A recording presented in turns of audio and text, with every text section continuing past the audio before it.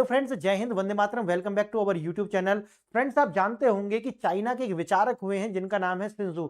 और सिंजू के द्वारा एक बात कही गई थी और उन्होंने कहा था कि अगर देखिए आपको अपने दुश्मन को हराना है तो उसके जो दोस्त हैं उनको आप छीन लीजिए, यानी कि उसके दोस्तों को अपने दोस्त बना लीजिए। दुश्मन को हराने का जो सबसे अच्छा तरीका यही होता है और भारत बिल्कुल इसी रणनीति पर आगे बढ़ रहा है। और भारत के द्वारा आपने देखा होगा कि किस तरीका से ऑपरेशन सिंदूर के अंदर जिस तरीका से पाकिस्तान के जो पूरी की पूरी जो उनकी मिलिट्री थी उसके जो बेस थे उनको डिस्ट्रॉय किया गया था और चाइना और अमेरिका के जितने भी असेट्स पाकिस्तान के अंदर थे उनको भी जो है तबाह किया गया था। लेकिन उसके बाद में ये तो हुई थी सर्जिकल स्ट्राइक, लेकिन भारत ने उसके बाद में एक डिप्लोमेटिक सर्जिकल स्ट्राइक पाकिस्तान पर लगातार जारी रखी है और इसी के एक कड़ी जो है वो जुड़ गई है जीसीसी के कंट्री। मैंने आपको अलग से वीडियो बनाई थी कि जीसीसी के कंट्री भी मार्च में भारत आ रहे हैं और भारत के साथ जो है वो एफटीए करेंगे। उसी तरीका से आईओसी ये भी भारत आएगा और भारत के साथ में जो है ये एफटीए करेगा। अभी आपने देखा 2 दिन पहले ही भारत के जो प्रधानमंत्री है वो मलेशिया गए और मलेशिया क्या था आप अगर जानते ना हो तो आप इतना समझ लीजिए कि भारत के अंदर एक जाकिर नायक था और जाकिर नायक को शरण देने वाले जो कोई देश था वो मलेशिया था। तो जाकिर नायक वहीं से बैठ करके पूरी दुनिया के अंदर जो जहर है वो फैलाता है।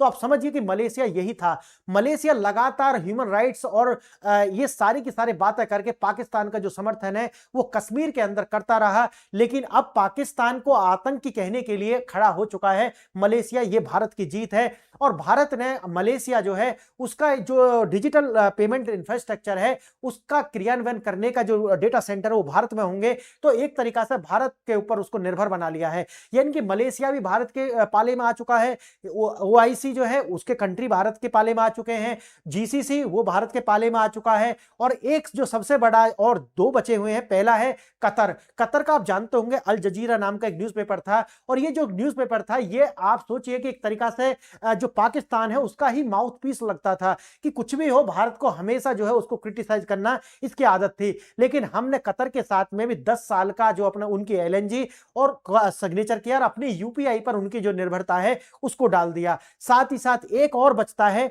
बल्कि 2 बचते हैं। एक होता है ईयू के अंदर है, आप जानते होंगे बीबीसी। बीबीसी किसका माउथ पीस है? ब्रिटेन का। ब्रिटेन ही उसको फंड करता है, ये भी आप जानते होंगे। तो बीबीसी भी जो है एक तरीका से जब बीबीसी यानी कि जब यूयू के साथ में हमारा एफटीए हुआ तो साथ ही साथ में आप समझ लेना कि बीबीसी के मुंह पर भी जो है टेप लग चुकी है। अब वो भारत के अंदर ना तो कोई ह्यूमन राइट देखेंगे और ना ही जो है वो पाकिस्तान की पीपनी बजाते हुए नजर आएंगे। और लास्ट नॉट द लीस्ट वो है अमेरिका। अमेरिका के द्वारा आप जानते होंगे 2 दिन पहले ही उन्होंने एक मैप जारी किया और उन्होंने कहा कि देखिए जो सियाचिन और पीओके है वो भारत का अभिन्न अंग है। आप समझिए कि जो पाकिस्तान के दोस्त थे या कहिए पाकिस्तान के रक्षक थे वही आज भारत के पाले में खड़े हुए हैं और ये भारत की सबसे बड़ी जीत है। लेकिन आज मेरा जो लेक्चर है वो इसके ऊपर था ही नहीं। मेरा जो लेक्चर है वो है यूएई के ऊपर। और यूएई आप जानते होंगे कि यूएई के द्वारा पाकिस्तान और चाइना उनका एक वेंचर है, जॉइंट वेंचर कहते हैं। वैसे तो पाकिस्तान आप सोचिए क्या ही जॉइंट, एक तरीका से वो तो चाइना की कॉलोनी है। तो चाइना के द्वारा ही जो है चाइना तो डायरेक्ट उनको सेल नहीं कर पा रहा है, तो उन्होंने क्या करा है पाकिस्तान को बीच में लिया और कहा कि देखिए आप तो उम्मा का चुम्मा बहुत अच्छे से देते हैं, तो जो आपके 57 इस्लामिक मुमालिक जो हैं उनको हमारा डिफेंस जो है ये सब बेच दीजिए अपने इस्लाम के नाम पर। तो आप जानते होंगे कि इस्लाम हो या मजहब हो, जब बात डिफेंस की आती है, जब बात प्रॉफिट की आती है तो भैया फिर सब जो है रखा रह जाता है और उनके लिए अपना जो देश है उसकी जो सुरक्षा है वो ज्यादा सर्वोपरि होती है। और इसको देखते हुए यूएई के जो आप जानते होंगे कि वहां के जो प्रिंस हैं जिनका नाम है शेख मोहम्मद बिन जायद अल नहान, उन्होंने विजिट की थी भारत के अंदर। और उस विजिट के बाद में ही उन्होंने क्या किया है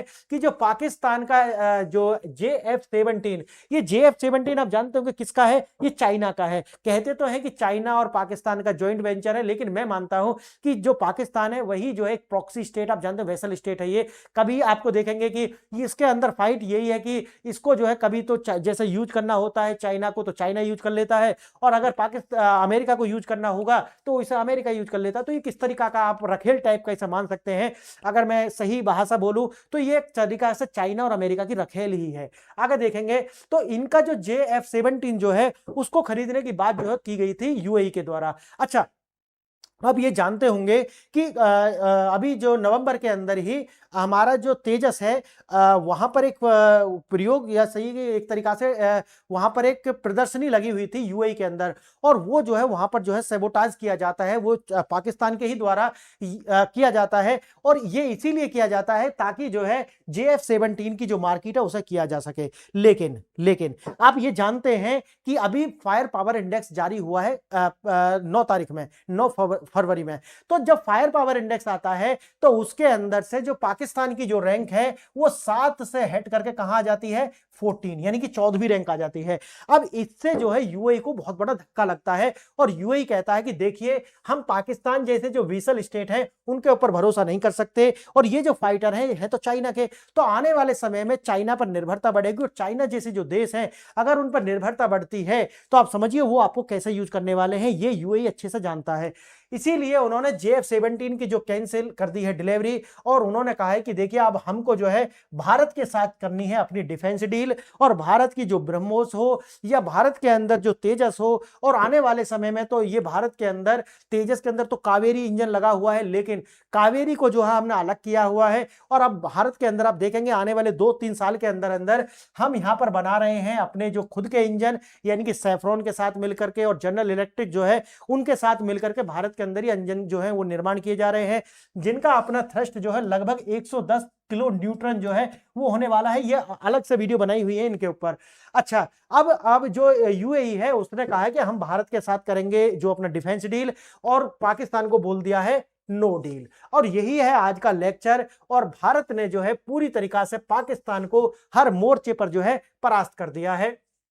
अब उन्होंने जो है ऐसा करने के पीछे रीजन क्या दिए हैं, उन्होंने ये बोला है कि देखिए भारत के अंदर एक पॉलिटिकल स्टेबिलिटी है, और साथ ही साथ में आप ये जानते होंगे कि पाकिस्तान के अंदर आज तक कोई भी प्रधानमंत्री अपने 5 साल का जो कार्यकाल है वो पूरा ही नहीं कर पाया है, यानी कि कोई राष्ट्रपति अपना 5 साल का कार्यकाल पूरा नहीं कर पाया। इसके साथ ही आप ये देखेंगे कि उन्होंने कहा है कि भारत के अंदर एक स्टेबिलिटी है, भारत एक जिम्मेवार नेशन है, ये भी उन्होंने बोला है, यानी कि भारत पर आप ट्रस्ट कर सकते हैं, ये बोला है यूएई के द्वारा। और उन्होंने ये बोला है कि आपके जो ये हथियार हैं यानी कि जो JF-17 है ये एक तरीका से चाइना के ऊपर निर्भर है, और इसके आगे आपूर्ति होगी या नहीं होगी ये चाइना की शर्तों हमें माननी पड़ेंगी, इसीलिए हम जो है बिल्कुल भी आपके साथ व्यापार नहीं करना चाहते। और इसीलिए उन्होंने कहा कि देखिए मार्केट जो है ना वो ज्यादा जो है महत्वपूर्ण होती है, अपने देश के जो हित हैं वो ज्यादा महत्वपूर्ण होते हैं, इसीलिए चाइना और पाकिस्तान जैसे जो कंट्री हैं अपने आप में उन पर भरोसा नहीं किया जा सकता।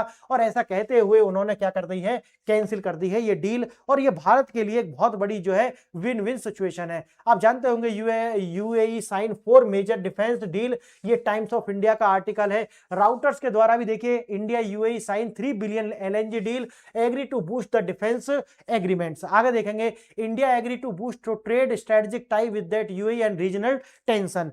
आगे देखना, एक तरफ जहां पाकिस्तान अपने हथियारों के लिए खरीदार ढूंढ रहा है, किसके लिए, ये अपने लिए नहीं ढूंढ रहा है, ये तो हथियार ही चाइना के हैं, तो चाइना जो है उसके हथियारों को बेच रहा है पाकिस्तान। लेकिन चाइना आप जानते हैं चले तो चांद तक नहीं तो शाम तक, वही स्थिति जो है। तो चाइना के हथियार जो है ना वो अपने आप में लाइबिलिटी बन जाते हैं। ये दिखाया गया है किस तरीका से, आप जानते होंगे म्यांमार के अंदर, बांग्लादेश के अंदर जो इन्होंने वहां बेचे थे अपने फाइटर जेट्स, वो एक तरीका से लाइबिलिटी बन गए कंट्री के ऊपर। तो चाइना जो है वो दिखता है लेकिन है कागज का शेर, मैं कितनी वीडियो में बता चुका हूं।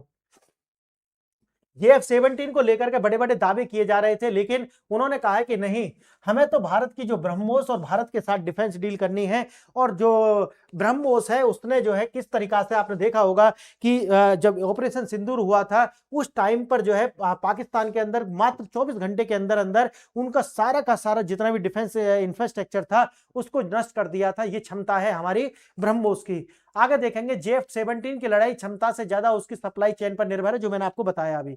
आंतरिक कलह है, पाकिस्तान में सत्ता और सेना के बीच आपस में संघर्ष चलता रहता है, और जैसा कि मैंने बताया कि कोई भी प्रधानमंत्री आज तक जो है अपना कार्यकाल पूरा नहीं कर पाया है 5 साल का। ये अपने आप में पाकिस्तान की जो स्टेबिलिटी है उसको दिखाता है, यानी कि पाकिस्तान के जो नेता हैं, यानी कि प्रधानमंत्री हो, राष्ट्रपति हो, वो पाकिस्तान की जनता तय नहीं करती, बल्कि उनको तय करता है अमेरिका जो है, और ब्रिटेन, यानी कि ये जो देश है वो तय करते हैं कि कौन प्रधानमंत्री प्रधानमंत्री रहेगा अभी पाकिस्तान के अंदर और कौन हट जाएगा।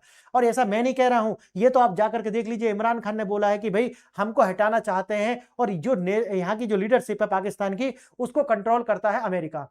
पाकिस्तानी एयर डिफेंस सिस्टम्स को रोकने में जो नाकाम रहा, आप जानते हैं कि हमारी जो मिसाइल है उनको रोकने में पाकिस्तान का जो एयर डिफेंस सिस्टम है जो चाइना बेस है, चाइना के द्वारा ही लगाया गया है, तो वो रोकने में नाकाम रहा था।